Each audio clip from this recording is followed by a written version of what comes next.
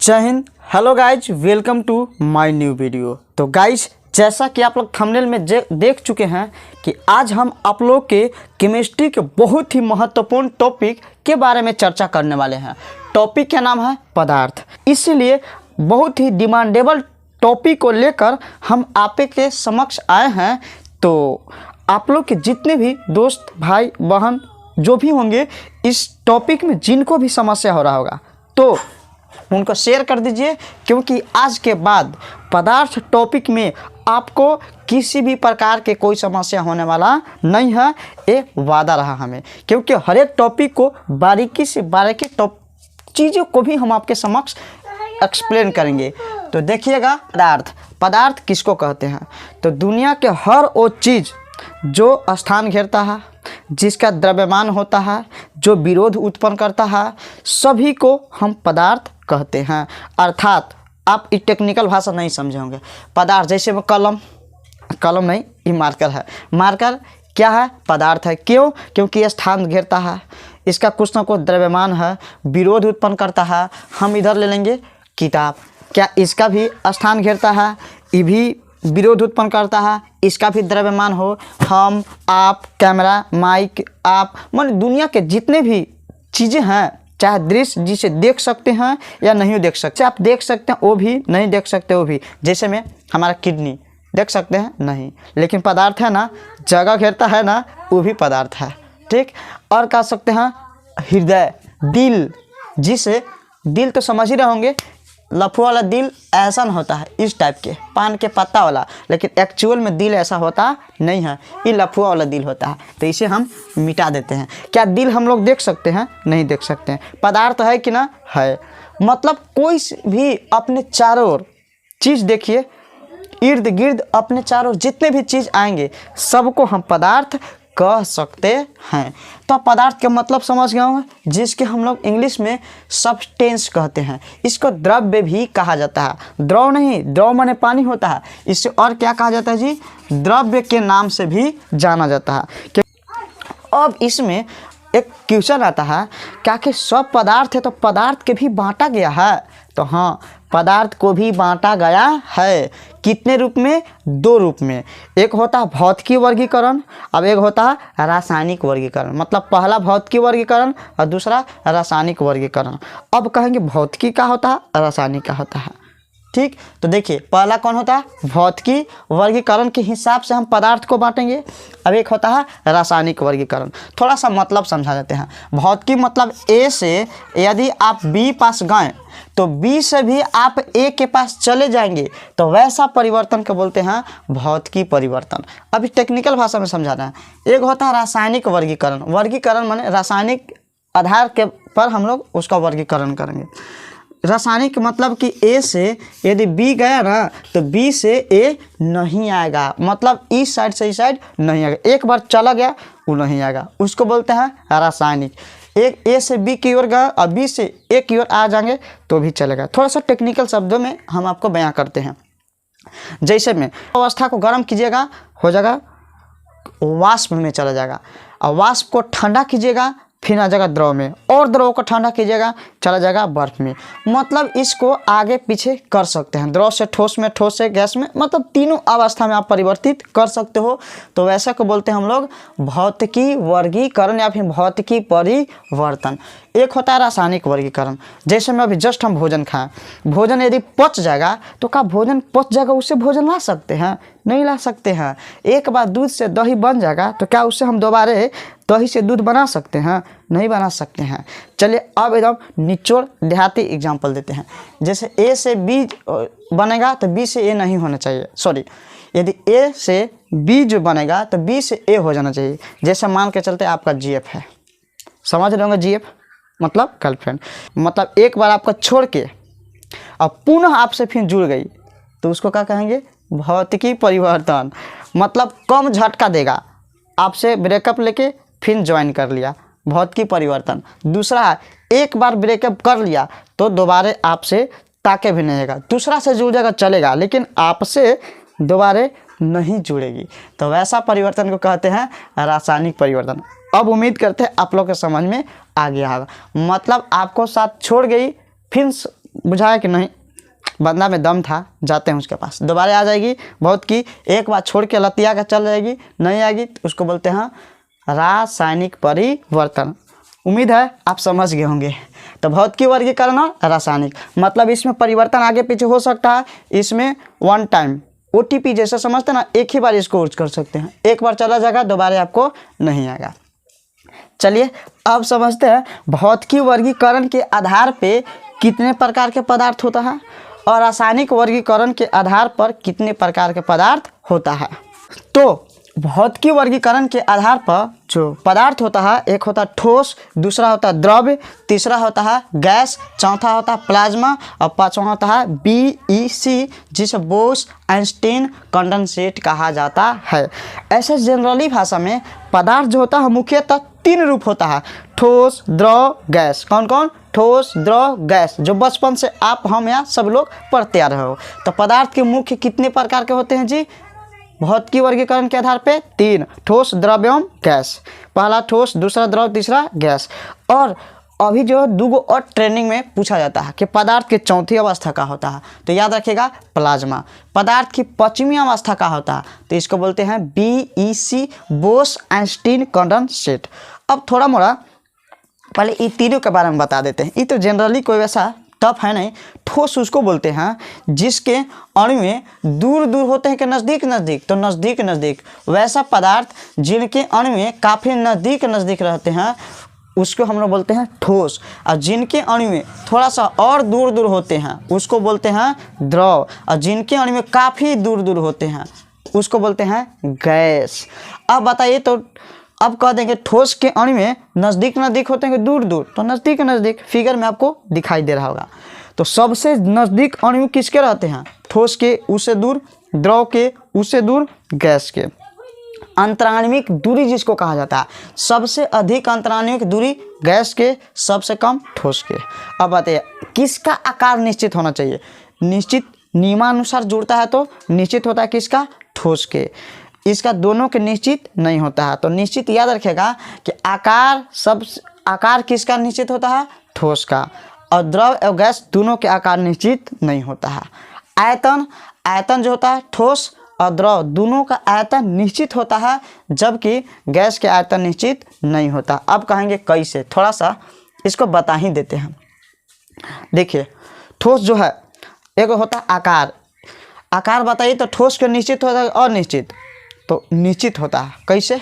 तो ये कलम के कहीं भी हम ले जाएंगे तो क्या, सॉरी मार्कर को कहीं भी यदि ले जाएंगे तो इसके आकार में कोई परिवर्तन होगा। अभी आप जहाँ से भी देख रहे होंगे, अगर इस पेन को वहाँ ले जाएंगे, मामा घर लेके चल जाएंगे, नाना घर लेके, मतलब एक ही जगह कहीं भी इसको जाएंगे, तो क्या इसके आकार में कोई परिवर्तन होगा? नहीं होगा। आयतन जितना जगह छेक रहा है उतना ही जगह छेकेगा कि अलग अलग? तो जितना अभी जगह छेक रहा है मामा घर भी जाएंगे तो उतना ही जगह छेकेगा। अर्थात ठोस के आकार एवं आयतन दोनों निश्चित होता है। द्रव में आते हैं। द्रव मतलब कहे के मतलब आप पानी समझिएगा। पानी कौन सी अवस्था में? द्रव। लोग दारू पीते हैं तो दारू भी कौन सी अवस्था में? द्रव अवस्था में ही होता है। पेट्रोल कौन सी अवस्था में? द्रव अवस्था में। तो यदि पानी को 1 गिलास मान के चलते हैं, गिलास नहीं 1 लीटर आप पानी ले लीजिए, 1 लीटर पानी को आप कहीं भी ले जाइएगा तो 1 लीटर ही ना जगह, मतलब 1 लीटर ही ना उसका आयतन रहेगा, भले आकार अलग अलग होगा। 1 लीटर पानी को गिलास में डालिएगा, गिलास जैसा आकार हो जाएगा। बाल्टी में डालिएगा, छितरा जाएगा, बाल्टी के आकार धारण कर लेगा, लेकिन रहेगा 1 लीटर, मतलब आयतन फिक्स है। अगर 1 लीटर को गमला में डाल दीजिएगा तो गमला में पूरा फैल जाएगा, तो आयतन किस 1 लीटर रहेगा, लेकिन आकार का होगा गमला जैसा बन जाएगा। गिलास में डालेंगे तो गिलास जैसा, तसला में डालेंगे तसला जैसा, फर्श में गिरा देंगे पानी पूरा सगरों फैल जाएगा। तो आकार निश्चित नहीं है, लेकिन आयतन निश्चित होता है किसका? द्रव का। अब कहेंगे गैस के। गैस के न तो आकार और न तो आयतन दोनों निश्चित नहीं होता है, क्योंकि इसके अणु में इतनी दूर दूर होते हैं कि जिस बर्तन में रखेंगे तो पानी की जगह स्थिर नहीं रहेगा, पानी के जैसा उड़ जाएगा तो पूरा जितना भी जगह रहेगा सभी जगह फैल जाएगा। अगर छोटा रूम में छोड़ेंगे तो छोटा रूम में सगरों फैलेगा, बड़ा रूम में छोड़ दीजिएगा पूरा बड़ा रूम में फैल जाएगा। तो गैस की लिमिट नहीं है कि कितना दूर, अनलिमिटेड। इसका विसरण का गुण अनंत होता है। और अणु जो होते काफ़ी दूर दूर रहते हैं, तो न तो आकार निश्चित हुआ और न तो आयतन निश्चित हुआ। तो याद रखिएगा तीनों के बारे में। अंतराणविक बल होता है, तो इनके अणु में नज़दीक नज़दीक तो बल लगाएंगे ज़्यादा, दूर दूर तो और कम लगाएंगे, और दूर दूर और कम लगाएंगे। मतलब अंतराणविक दूरी अंतराणविक बल के व्युत्क्रमानुपाती होता है। दूरी ज़्यादा रहेगा तो बल कम लगेगा। समझ गया। अब एक होता है प्लाज्मा। प्लाज्मा किसे बोलते हैं? तो किसी भी पदार्थ को, माने अधिकांश पदार्थ को 20,000 डिग्री सेल्सियस से अधिक जब ताप दिया जाता है तो वह पदार्थ प्लाज्मा अवस्था में परिवर्तित हो जाता है। अब कहेंगे प्लाज्मा देखे नहीं हैं, बताइए। तो जितने भी तारे हैं, जब तारे निर्माण होता है तो तारे कौन सी अवस्था में होते हैं जी? प्लाज्मा अवस्था में होता है। प्लाज्मा अवस्था के थोड़ा सा हम आपको एग्जाम्पल बताते हैं। आप खून देखें, खून जब थक्का बन जाता है प्लाज्मा अवस्था में, खखार देख सुने, खखार, ख खा और खखार नहीं सुने हैं। किसी को जब सर्दी हो जाता है तो नेटा देखें ना, नेटा, हाँ नेटा को ही कहा जाता है खखार। तो वो भी कौन सी अवस्था में होता है? प्लाज्मा अवस्था में। माने इसी टाइप के होता है। मतलब कहने का मतलब न तो ठोस की तरह चुपचाप नहीं रहेगा, मजबूत रहेगा, और न तो द्रव की भांति बहेगा। खखार के एक बार देखते हैं, बहुत बार सर्दी में आप फिर देखे होंगे, किसी को पूरा मतलब ज़्यादा होता है तो बिकते हैं तो वहीं पे फंस जाता है, इधर इधर हिलते रहता है। खखार या फिर जिसे नेटा कहते हैं, वो बहेगा नहीं पानी के जैसा और ठोस के जैसा भी चुपचाप नहीं रहेगा, लेकिन ऐसे ऐसे डांस करते रहेगा। कौन? तो रक्त के थक्का भी या फिर खखार भी। तो आप समझ गए होंगे कि तारे कौन सी अवस्था में होते हैं। तो जितना भी तारे जो है, जैसे सूर्य भी माने इसी के आकार का है। ये ना समझिएगा ठोस ईंटा की तरह कठोर है, पत्थर की तरह कठोर है, नहीं। खखार या खून के थक्का की तरह आपस में जमा हुआ है। तो प्लाज्मा समझ गए। जब 20,000 डिग्री सेल्सियस से बेसी ताप देते हैं तो धीरे धीरे प्लाज्मा अवस्था में परिवर्तित हो जाता है। अगला है पाँचवीं अवस्था, जिसे BEC कहते हैं, बोस आइंस्टीन कंडेंसेट। अब ये होता है कि ताप इसमें बढ़ाते हैं, ताप बढ़ाइएगा तो प्लाज्मा अवस्था में, और ताप जब आप कम कर दीजिएगा तो पाँचवीं अवस्था में चल जाएगा। माना किसी भी पदार्थ को अधिक से अधिक ठंडा कीजिएगा तो वह कौन सी अवस्था में जाएगा? पाँचवीं अवस्था में चला जाता है। तो जब ठंडा करेंगे तो पाँचवीं अवस्था, गर्म करेंगे तो चौथी अवस्था। इसके बारे में अभी कोई ज़्यादा थ्योरी प्राप्त नहीं है, इसलिए इसका हम प्रत्यक्ष आपको नहीं बता सकते। बस ये याद रखिएगा, ठंडा किसी वस्तु को जब काफ़ी ठंडा कर देते हैं तो वह पाँचवीं अवस्था में, और काफ़ी ज़्यादा गर्म कर देते हैं तो चौथी अवस्था में चला जाता है। माने प्लाज्मा चौथी अवस्था, और जब ठंडा करेंगे तो BEC पाँचवीं अवस्था में। अब आई होप आप इन तीनों चीज़ों के बारे में समझ गए होंगे। अब आता है रासायनिक परिवर्तन। रासायनिक माने एक बार टूट गया दिल दोबारा नहीं जुटेगा।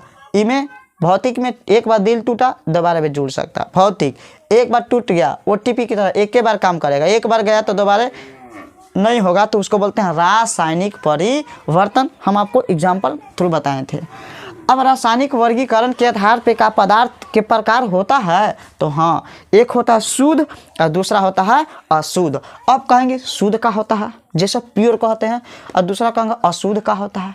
तो शुद्ध उसको बोलते हैं जो एक ही प्रकार के अणु, परमाणु, आयन या पदार्थों से मिलकर बना होता है। अब पदार्थ तो समझ गए होंगे क्या कहेंगे। तो जो एक ही प्रकार के पदार्थों से मिलकर बना होता है उसको बोलते हैं शुद्ध, और जो अलग अलग पदार्थों से मिलकर बना होता है उसको बोलते हैं अशुद्ध। मतलब भिन्न भिन्न प्रकार के पदार्थ उसमें मिलेंगे तो अशुद्ध, एक ही प्रकार के मिलेंगे तो ओकरा बोलते हैं शुद्ध। जैसे में आपका जीएफ, आपका जो जीएफ है वो एक ही गो से फसल है तो ओकरा का कहेंगे शुद्ध है। अब आपके जैसा दुगुआव के रख ले है तो ओकरा का कहेंगे अशुद्ध, जिसको आप लोग कहते हैं कि दागाबाज है। मतलब अशुद्ध कहे के मतलब आप ही से ना, आपके साथ साथ औरों से है तो ओकरा बोलेंगे अशुद्ध, माने आपसे के अलावा और दूसरों से मिल रहा है। ये चलते अशुद्ध को क्या बोलते हैं? मिश्रण, अकेले आप ही से फसल है तो समझ जाइए वो कौन चीज़ है? शुद्ध, माने राम आप ही को चाहता है। कुछ को समझ में आ रहा है ना?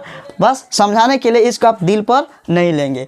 तो एक आपसे है, एक ही से फसल है शुद्ध, और विभिन्न माने अलग अलग से है तो ओकरा बोलेंगे विभिन्न, मतलब उसको बोलेंगे अशुद्ध। और अशुद्ध को हमने क्या बोलते हैं? मिश्रण भी कहते हैं, माने बहुत सारा ओकरा से मिलल है, एगो से वो कनेक्ट नहीं है, बहुत सारे को नंबर दिया है।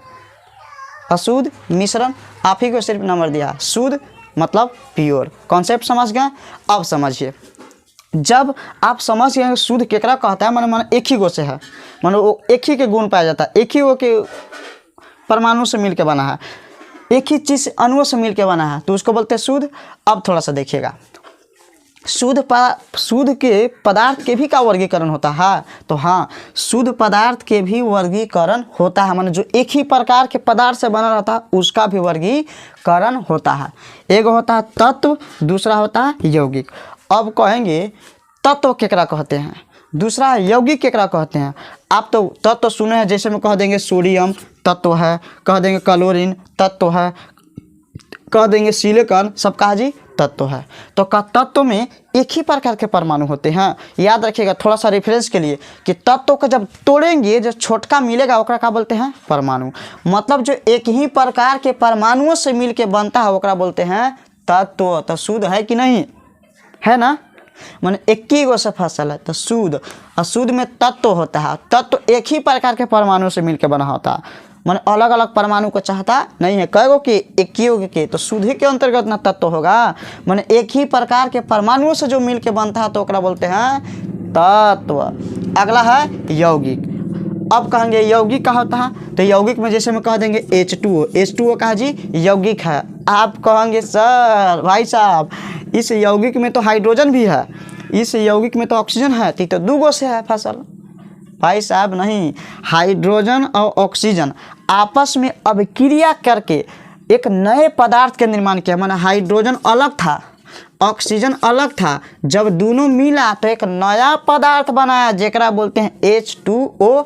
अब एकरा बोलते हैं अणु। क्या बोलते हैं अणु। और अणु में H2O के कितने अणु, एक अणु। अब इसमें हाइड्रोजन का गुण नहीं है, ऑक्सीजन के भी गुण नहीं है, इसमें किसका गुण है H2O, मतलब जल के गुण है। जल पीते हैं तो का ऑक्सीजन ओकरा में का निकलता है, हाइड्रोजन का निकलता है। तो जल पीते तो सिर्फ जल के अणु का ही ओकरा में गुण है, तो एक ही प्रकार के अणु से बनता है। तो कह सकते हैं यौगिक जो होता है एक ही प्रकार के अणुओं से मिलने से बनता है। एक ही प्रकार माने एक ही गो से, तो कह सकते हैं शुद्ध है। यहो चक्कर एक ही गो से चलता है, किसका यौगिक के। तत्व के भी सिर्फ परमाणु से चलता है, यौगिक के सिर्फ अणु से चक्कर चलता है। माने इसका GFE, इसका GFE। जेब पन्ना समझ रहे हो गर्लफ्रेंड। अब बताइए, तो कह सकते हैं शुद्ध के अंदर तत्व भी है, शुद्ध के अंदर यौगिक भी है। तत्व के सूक्ष्मतम कण परमाणु, यौगिक के सूक्ष्मतम कण अणु। एक ही प्रकार के परमाणु से मिलने से तत्व बनता है, एक ही प्रकार के अणुओं के मिलने से यौगिक बनता है। Concept clear. माने तत्व यौगिक बता सकते हैं आप कि दोनों शुद्ध से है। क्या शुद्ध है जी, शुद्ध है, क्योंकि ये फसल है परमाणु से, ये फसल है अणु से, एक ही वो से फसल है तो शुद्ध, अलग अलग से फसल हो गया तो अशुद्ध। क्लियर, डन है तो लाइक के बटन यार। बोले थे कॉन्सेप्ट सही तो आपको समझाएंगे, सिर्फ रटाएंगे नहीं। जो भी समस्या है आप बताइएगा। अब आते हैं किसमें जी, अशुद्ध। अशुद्ध केकरा कहेंगे, तो पहले थोड़ा सा पढ़ लेते हैं शुद्ध के अंदर, क्योंकि शुद्ध के अंदर बहुत सारा है, क्योंकि उधर जाएंगे तो फिर कन्फ्यूजन थोड़ा सा होगा। इसलिए पहले जो एक ही गो वाला के है, एक ही गो से जिसको चक्कर चलता उसको थोड़ा सा समझा देते हैं। तो तत्व तो समझ गए, एक ही प्रकार के परमाणु माने सिर्फ परमाणु से। यौगिक ओकरा बोलते हैं जेकरा चलता है सिर्फ अणु से, माने एक हके गो से है, माने शुद्ध है। अब बताइए तत्व मतलब परमाणु से मिलने से बना है जी। तत्व के भी प्रकार होता है का, तो हाँ तत्व के भी प्रकार होता है। कौन कौन जी, तो एक होता है धातु, एक होता है अधातु, एक होता है उपधातु। धातु भी शुद्ध, अधातु भी शुद्ध, उपधातु भी शुद्ध। अब कहेंगे तीनों में अंतर कुछ है। धातु केकरा बोलते हैं, आप लोग थोड़ा सा बेसिक जानकारी तो आप लोग को सबके पास होगा। धातु उसको बोलते हैं जो इलेक्ट्रॉन के दान करते हैं, मतलब धनायन होते हैं। अधातु ओकरा बोलते हैं जो इलेक्ट्रॉन के ग्रहण करते हैं, मतलब ऋणायन होते हैं। माने इलेक्ट्रॉन होता है ऋणावेशित, हम त्याग देंगे तो माइनस घट जाएगा, माने प्लस बढ़ जाएगा सापेक्षित आवेश। अगर हम ग्रहण करेंगे तो ऋणात्मक बढ़ जाएगा, माने ऋणावेशित। या फिर आप पढ़ेंगे धातु कठोर होता है, विद्युत के धनात्मक होता है, यह चमकीला होता है, बहुत सारे इस तरीक़े से पढ़े होंगे। तो हम आपको थोड़ा सा रेफरेंस में एग्जांपल बताते हैं। धातु उसको बोलते हैं जेकर अंतिम सेल में 1 2 3 इलेक्ट्रॉन होता है तो त्याग कर देता है। त्याग करेगा मतलब ये क्या करेगा जी, तो त्याग करेगा। और जो इलेक्ट्रॉन के त्याग करता है उसको बोलते हैं धातु। जो इलेक्ट्रॉन के ग्रहण करता है, इलेक्ट्रॉन के क्या करता है जी, ग्रहण करता है। अब ग्रहण कब करेगा, जब अंतिम सेल में 5 6 7 इलेक्ट्रॉन रहता है तो ग्रहण करेगा अपना अंतिम सेल में 8 इलेक्ट्रॉन पूरा करने के लिए, तो उसको बोलते हैं अधातु। उपधातु उसको बोलते हैं जो त्याग भी करता है और ग्रहण भी करता है, मतलब जिसमें धातु तथा अधातु दोनों के गुण पाया जाता है उसको बोलते हैं उपधातु। मतलब कि वैसे व्यक्ति के देखे होंगे आपको भी खुश रखे है उसको भी खुश रखे है, मतलब दोनों से चले है, ओकरा का बोलेंगे उपधातु। माने त्याग भी करेगा ग्रहण भी करेगा, आपको भी बुलाएगा उसको भी बुलाएगा, दोनों के बुलाएगा, दोनों के खुश रखेगा, तो ओकरा बोलते हैं उपधातु। माने त्याग भी करेगा ग्रहण भी करेगा, इसको भगाएगा तो इसको बुलाएगा, माने दोनों के जेकरा में गुण पाया जाता है उसको क्या बोलेंगे उपधातु। उपधातु के एग्जाम्पल है का सिलिकॉन, जर्मेनियम, एंटीमनी, बिस्मथ, सब का है उपधातु के एग्जाम्पल। और उपधातु आप लोग सुने होंगे सिलिकॉन जो चिप्स है ना, जो मेमोरी कार्ड, उसमें सिलिकॉन का प्रयोग किया जाता है काफ़ी मात्रा में। और अर्धधातु में माने अर्धचालक में माने उपधातु से ज़्यादा अर्धचालक बनता है, जो कि सिलिकॉन और जर्मेनियम काफ़ी मशहूर एग्जाम्पल है। धातु के example sodium, potassium, calcium, magnesium. अधातु के एग्जाम्पल कौन कौन है जी, तो अधातु के example carbon, oxygen, nitrogen, chlorine, सब किसका एग्जाम्पल अधातु के। उपधातु के समझिए गए। तो सब जो है तत्व है, तत्व एक ही प्रकार के परमाणु से मिलके बना है। मतलब सोडियम धातु को तोड़ेंगे तो सिर्फ सोडियम के परमाणु में टूटेगा, कैल्शियम को तोड़ेंगे तो सिर्फ कैल्शियम के परमाणु में टूटेगा, एक ही प्रकार के परमाणु से मिलल है। उसी तरीके से कार्बन को तोड़ेंगे तो सभी के सभी तत्व है। और तत्व तो आप लोग सीक्वेंस में याद किए होंगे, एक परमाणु संख्या 1 है, hydrogen, helium, lithium, beryllium, boron, ये सभी इस तरीक़े से पढ़े होंगे। तो तत्व थोड़ा मोड़ा जरूर आप लोग पढ़े होंगे, समझ रहे होंगे। तत्व के 3 प्रकार होता है। अब आते हैं यौगिक। यौगिक क्या होता है जी, तो यौगिक के सूक्ष्मतम कण का होता है अणु होता है। अणु जो होता है याद रखिएगा परमाणु से बड़ा होता है। क्या होता है जी, परमाणु छोटा होता है माने तत्व के छोटा भाग है, और अणु होता है बड़ा होता है, माने परमाणु के मिलने से क्या बनता है अणु। अणु केकर छोटा है, यौगिक के, माने एक ही प्रकार के अणु से बनल है। जब यौगिक के तोड़ेंगे माने जब डिवाइड करेंगे तो यौगिक कितने प्रकार के होता है, 2 प्रकार के होता है। कौन कौन, एगो कार्बनिक यौगिक और एगो अकार्बनिक यौगिक। अब कहेंगे कार्बनिक कुछ होता है तो नामों में छिपल है कार्बन। वैसा यौगिक जेकरा में कार्बन हो ओकरा बोलते हैं कार्बनिक यौगिक। वैसा यौगिक जेकरा में कार्बन नहीं हो, माने जिसमें कार्बन होगा तो क्या बोलेंगे कार्बनिक यौगिक। जिस यौगिक में कार्बन नहीं है ओकरा बोलते हैं अकार्बनिक यौगिक। आप कहेंगे तनी एग्जाम्पल बताओ भाई, एग्जाम्पल चलो भाई। कार्बन देखिए कार्बन है और CH4 है, माने एक बोलेंगे मेथेन। मेथेन में कार्बन है ऑर्गेनिक माने कार्बनिक यौगिक। दूसरा CH3OH माने मेथाइल अल्कोहल, इसमें कार्बन है ऑर्गेनिक केमिस्ट्री माने ऑर्गेनिक कंपाउंड। CH3COOH माने एथेनोइक अम्ल, इसमें भी कार्बन है। तो जिस यौगिक में कार्बन होता है उसको बोलते हैं कार्बनिक, जिसमें नहीं होता है उसको बोलते हैं अकार्बनिक। आप कहेंगे भाई साहब CaCO3 इसी तो है, तो Ca माने कैल्शियम है, अब C हाँ इसमें C है, लेकिन CO3 माने कार्बोनेट। हम बताए हैं धातु के कार्बोनेट जो होता है कार्बनिक नहीं होता है, अकार्बनिक होता है। पीछे याद कीजिए बताओगे जब ऑर्गेनिक केमिस्ट्री और इनऑर्गेनिक केमिस्ट्री में अंतर बता रहे होंगे तो आई होप याद होगा, नहीं तो पीछे आप थोड़ा सा बेसिक देख लीजिएगा। अब तो कार्बनिक भी समझ गए, माने कार्बन से चक्कर चलेगा तो कार्बनिक, कार्बन से नहीं चलेगा अकार्बनिक, समझ गए। जिसमें कार्बन रहेगा कार्बनिक, जिसमें कार्बन नहीं रहेगा अकार्बनिक। अब बाकी सब शुद्ध है। ये सब देखिए तो CH4 माने एक यौगिक है, इसको मिल के एगो अलग यौगिक बनाया है। ही ना सोचिएगा कार्बनों से चक्कर, हाइड्रोजन से तो ढेर मनी से चली है, नहीं भाई बहुत सारे परमाणु मिला तो अणु बना। मन बहुत सारे कार्बन और हाइड्रोजन के परमाणु मिल के CH4 के एक अणु मिला, और बहुत सारे अणु रहते हैं तो ओकरे बोलते हैं, अणुओं के समूह को बोलते हैं यौगिक। तो कोई दिक्कत नहीं है कार्बनिक और अकार्बनिक में। अब आते हैं कहाँ, अशुद्ध। अशुद्ध माने वैसा जीव जेकरा आपके अलावा दूसरों से भी चक्कर चलता है तो ओकरा बोलते हैं अशुद्ध।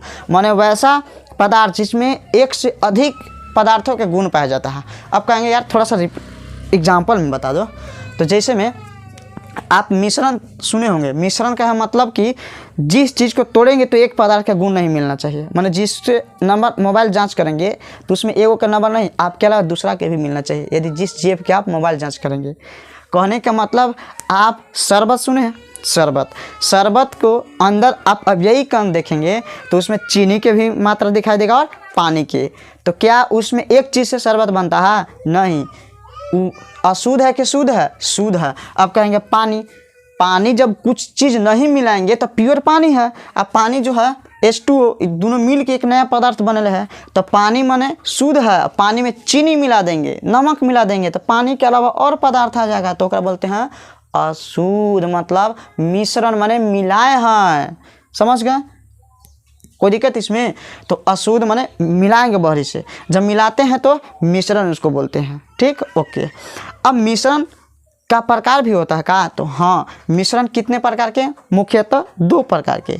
एक समांगी मिश्रण, दूसरा होता है विषमांगी मिश्रण। समांगी मिश्रण वैसे मिश्रण को कहते हैं जिसमें यदि 2 पदार्थ को घोलेंगे तो समान रूप से मिल जाता है, ओकरा बोलेंगे समांगी मिश्रण। और जो समान रूप से नहीं घुलेगा तो क्या बोलते हैं? विषमांगी मिश्रण। जैसे में यदि पानी में आप चीनी घोल देंगे, दोनों समान रूप से घुलेगा कि नहीं घुलेगा? आप ही बताओ मित्र, घुलेगा कि नहीं घुलेगा? घुलेगा। समान रूप से घुल जाएगा तो समांगी मिश्रण। यदि उसी तरफ से यदि हम पानी में मिला देंगे, किसकी? पानी में मिट्टी के मिला देंगे। क्या मिला देंगे जी? मिट्टी। तो बताइए समांगी कि विषमांगी? विषमांगी। आप कहेंगे नहीं, पानी का पूरा हिकोड़ देंगे तो पूरा मिल जाएगा। लेकिन आप छोड़िएगा तो नीचे तली में बैठ जाता है। विषमांगी मिश्रण जो है नीचे तली में बैठ जाता है, लेकिन समांगी मिश्रण नीचे तली में नहीं बैठता है। समझ गए? तो इसको बोलेंगे विषमांगी, इसको बोलेंगे समांगी। और क्या होता है?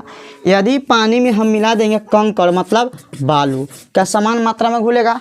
नीचे सब नीचे तली में क्या होगा? बालू बैठ जाएगा, पानी रहेगा, ऊपर होगा क्या चीज़? विषमांगी मिश्रण।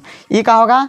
समांगी, क्योंकि पानी में आप चीनी हो या फिर ग्लूकोज हो या फिर नमक मिलाएगा। माने कहने का मतलब जिसको 2 चीज़ को एगो मिला पूरी अच्छी तरीक़ा से मिल जाएगा। समांगी नहीं मिलेगा, विषमांगी। कोई दिक्कत? तो रफली आप समझ गए होंगे कि भौतिक उसको बोल देंगे कि जो दोनों बगल से परिवर्तन होते रहेगा। भौतिक एक ही ओर परिवर्तन होगा। रासायनिक भौतिक परिवर्तन मुख्यतः 3 प्रकार के, कुल मिला के 5 प्रकार के। अब बताइए रासायनिक प्रकार के, रासायनिक वर्गीकरण के आधार पे 2, एगो शुद्ध अब एगो अशुद्ध। शुद्ध ओकरा कहेंगे जो एक ही चीज़ से, एक ही गो से। अशुद्ध ओकरा जो एक से अधिक से। शुद्ध में कौन कौन आता है जी? तो एगो तत्व, दूसरा यौगिक। तत्व उसको बोलते हैं जो एक ही प्रकार के परमाणु से बनता है। यौगिक उसको बोलते हैं जो विभिन्न मतलब जो एक ही प्रकार के अणु से मिलके बनता है। सॉरी, ठीक, एक ही प्रकार के अणु से तो यौगिक, एक ही प्रकार के परमाणु से तो तत्व। अब बताइए तत्व जो होता है 3 प्रकार का, धातु, अधातु और उपधातु। यौगिक कितने प्रकार के? 2 प्रकार के, कार्बनिक और अकार्बनिक। अशुद्ध मतलब मिश्रण माने कई गो से मिलल है, कई गो? 2 प्रकार के। एगो समान रूप से मिल गया तो समांगी, अच्छी तरीक़ा से नहीं मिला तो विषमांगी। समांगी मिश्रण कभी नीचे तली में नहीं बैठता है, विषमांगी मिश्रण नीचे तली में बैठ जाता है, तो इसी को बोलते हैं विषमांगी मिश्रण। आई होप आपको इस पदार्थ के बारे में आपको अच्छी तरीक़ा से समझ आ गया होगा। यदि इस पदार्थ में अभी भी कहीं समझने में आपको समस्या हो तो कमेंट बॉक्स में आप अपना राय जरूर एक बार हमको बता के जाइए कि आपको कहाँ पे कौन सा टॉपिक आपको समझने में समस्या हुआ है। बाकी हम अपने तरफ से फुल एनर्जी के साथ हर टॉपिक कॉन्सेप्ट के माध्यम से समझाने के प्रयास किए हैं। यदि वीडियो आपके लिए इन्फॉर्मेटिव लगा हो, वाकई में यदि कुछ सीखने को मिला है, तो प्लीज़ अपने दोस्तों, अपने भाई, अपने बहन, अपने इर्द गिर्द तो आप उन्हें शेयर ज़रूर करें। और चैनल पे यदि पहली बार आए होंगे तो यार हमारी जज्बा और मेहनत देखकर थोड़ा सा लाइक भी और सब्सक्राइब कर दीजिए। लाइक, सब्सक्राइब और शेयर ज़रूर कीजिएगा। और हाँ, इसको हम थोड़ा सा साइड हो जाते हैं, स्क्रीनशॉट ले लीजिएगा ताकि आपको इस टॉपिक को पूरा एक बार में मेमोराइज करने में आसानी हो। ले लिए स्क्रीनशॉट। तो अब चलते हैं और इसी टाइप के नए केमिस्ट्री के बेसिक कॉन्सेप्ट लेकर आएंगे अगली वीडियो में। तब तक आप इंतज़ार कीजिए। Best of luck. जय हिंद।